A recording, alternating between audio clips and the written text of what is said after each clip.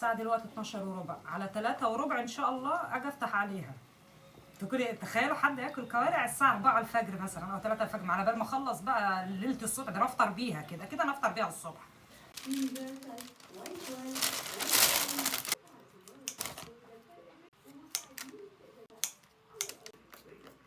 وندخله تحت الشواية.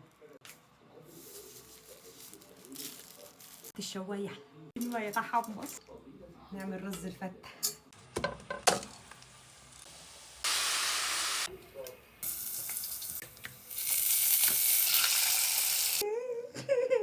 هليسة هليسة هليسة. الساعة 3 الفجر اروح اجيب حتة كارع واجي. مشمشاية ملبساية هليسة. بسم الله الرحمن الرحيم.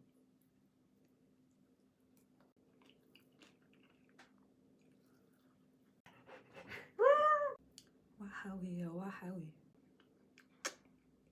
قسما بالله ما في غلطة.